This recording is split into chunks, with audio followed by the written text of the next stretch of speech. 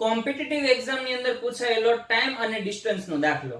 અહીં કીધું કે એક ટ્રેન 10 કિલોમીટર અંતર 12 મિનિટમાં કાપે છે.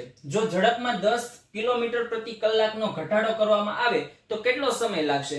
ચાલો ચેક કરીએ. હવે અહીંયા આપને માહિતીમાં શું આપેલું છે? તો કે અંતર આપેલું છે. કેટલું અંતર આપેલું છે?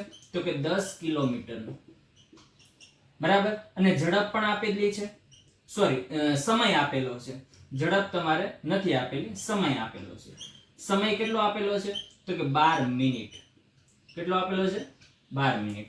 હવે આપણી પાસે અહીંયા ઝડપ છે ને કિલોમીટર પ્રતિ કલાકમાં છે, એટલે આપણે મિનિટને આપણે કલાકમાં ફેરવશું. મિનિટને કલાકમાં ફેરવવા આપણે 60 વડે શું કરવો પડે? ભાગાકાર કરવો પડે. બરાબર, તો આ શેમાં ફરી ગયું? કલાકમાં. એટલે 1/5, કેમ કે 12 × 5 = 60, એટલે 1/5 કલાક થાય. બરાબર, સૌથી પહેલા આપણે ઝડપનું સૂત્ર મૂકશું. ઝડપ બરાબર અંતરના છેદમાં સમય. અંતરના છેદમાં સમય. આપણી પાસે શરૂઆતની ઝડપ નથી, એટલે આપણે શરૂઆતની ઝડપ પહેલા શોધીશું. અંતર કેટલું છે?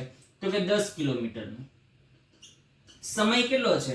તો કે 1/5 કલાક. એટલે ઝડપ તમને શું મળી? તો કે છેદનો છેદ ક્યાં જાય? અંશમાં. અંશમાં એટલે કે 10 સાથે. 10 સાથે ગુણાકાર, 10 × 5 = 50 કિલોમીટર પ્રતિ કલાક. બરાબર, આ તમને મળી ગઈ શરૂઆતની ઝડપ. બરાબર, હવે શું કીધું? ઝડપમાં 10 કિલોમીટરનો શું 10 કિલોમીટર પ્રતિ કલાકનો ઘટાડો કરવામાં આવે. હવે જે ઝડપ હતી કેટલી થઈ ગઈ? તો કે 40 કિલોમીટર પ્રતિ કલાક. બરાબર, અંતર તો હતું એટલું ને એટલું જ. તે અંતર કેટલું છે? તો કે 10 કિલોમીટરનું. હવે શોધવાનો છે સમય. સમય શોધવાને સમયને આપણે કરતા કરશું, એટલે સમય બરાબર અંતર કેટલું છે? 10 કિમી પ્રતિ કિલોમીટર પ્રતિ કલાક. ઝડપ 0 0 ગયા. બરાબર, એટલે 1/4, એટલે 1 કલાકનો ચોથો ભાગ કરીએ એટલે આવે જવાબ તમારો 15 મિનિટ.